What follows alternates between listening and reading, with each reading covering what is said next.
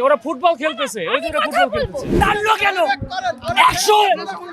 100 জন ওখানে থাকতে পারলে ওরা থাকবে। ওকে ভালো করে বুঝাইছে, ভালো করে বলা পর উনি বুঝে নাই।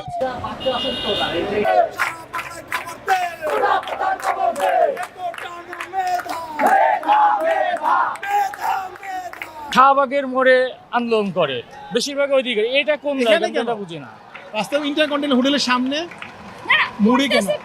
আপনি তো চিন্তা করবে যে এদের রিলেটিভস, এদের ফ্রেন্ড, এদের গার্ডিয়ানরা থাকতে পারে এখানে সাফার করতেছে, অসুস্থ হতে পারতেছে, এরা এইসব চিন্তা করবে না? এদের তো কর্মসূচি আরো একদিন আগে আমরা সাপোর্ট করতেছি, ওনারা কর্মসূচি চালায় যাক, কিন্তু আমাদেরকে ফুটবল খেলতেছে। আচ্ছা, এটা কি আন্দোলন? দেখেন ওরা ফুটবল খেলতেছে, এতগুলো মানুষজন ভোগান্তিতে আছে। এই আপু, আরে এটা কোন নাকি? ওরা ফুটবল খেলতেছে, ওই যে ওরা ফুটবল খেলতেছে। দর্শক, আমরা একটু আন্দোলনকারীদের সঙ্গে এবং যারা বিভিন্ন বাস ট্রাকে যারা হচ্ছে গিয়ে বাস সিএনজিতে যারা আটকা পড়ে গেছে তাদের সাথে একটু কথা বলানোর চেষ্টা করে দেব। আমরা একটু দেখি তাদের সাথে তারা কি কথা বলে। এক্সকিউজ মি ভাইয়া, এখানে তো অনেকেই সাফারার আছে যারা হচ্ছে গিয়ে এরা একটু কথা বলতে চাচ্ছে আপনাদের সাথে। না না, আজকে পুরো বাংলাদেশ ব্লকেট। শাহবাগের মুড়ি হবে। আপনারা কোনো দোষ করেন নাই। আপনাদেরকে যদি আমরা না আটকাই, সরকার এই বিষয়টা আমাদের মানবে না। আপনার কোনো রোগী থাকলে আমাদের দিয়ে পাঠান, আমরা অ্যাম্বুলেন্স সহ সবকিছু আমরা দিয়ে দিচ্ছি। আমরা নিজ দায়িত্বে দিব। আপনার যদি রোগী থাকে আমরা নিজ দায়িত্বে পাঠিয়ে দিব। আমাদের কাজ পড়ালেখা করা, আমাদের কাজ রাস্তায় এসে রাস্তা বন্ধ করা না।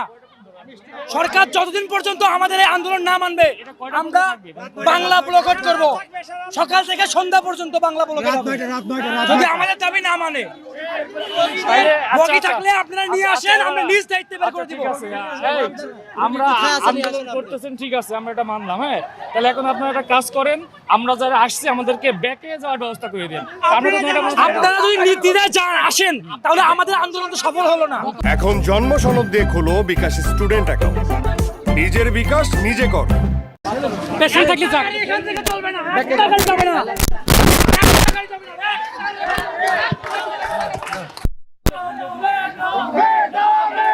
মানে রোগী যদি থাকে তাহলে রোগীরা এখান দিয়ে নর্মালি যাবে। এখানে কোনো রোগীকে না যাওয়ার জন্য তো বলা হচ্ছে না, রোগীদেরকে স্বেচ্ছায় পার করে দেওয়া হচ্ছে।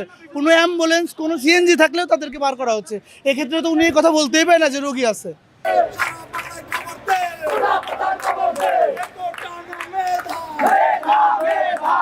আমরা যে রোডে গাড়ি চালাই, এ রোড থেকে আমরা শুরু থেকে সন্ধ্যা যে বিকেল আন্দোলন হইব। পরে আমরা আসছি হঠাৎ করে রাস্তা দিচ্ছে বন্ধ করে। পরে পুলিশে তৎপর করে গাড়ি ঘুরাইতেছে যে তোমরা উল্টো পথে ঘুরাই গাড়ি লইয়া তোমরা স্ট্যান্ড করো, মানে স্ট্যান্ড নিয়ে যাও গাড়ি।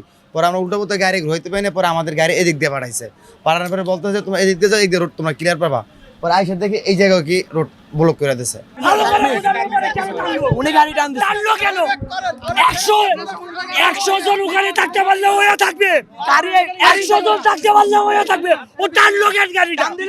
আমরা না করছি। আমি ডক্টর, আমার ডিউটি আছে, আমার যাইতে হবে ভাই।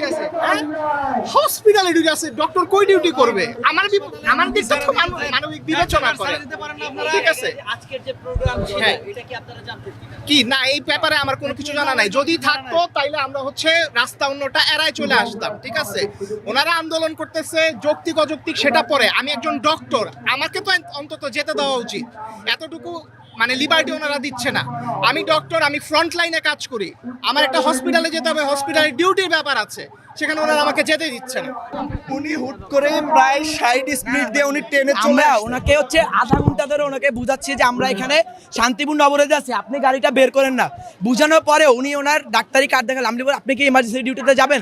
সে বলতেছে যে না, আমার এমনি নর্মাল ডিউটি। তো আমি বলতেছি যে এখানে তো আরও চাকরিজীবী সবাই আছে, আমরা তো অবরোধ সবাইকে আটকে রাখছি, আপনাকে কেন যেতে দিব? উনি এরপরে আমাদের সাথে অনেক বাজে ব্যবহার করছে।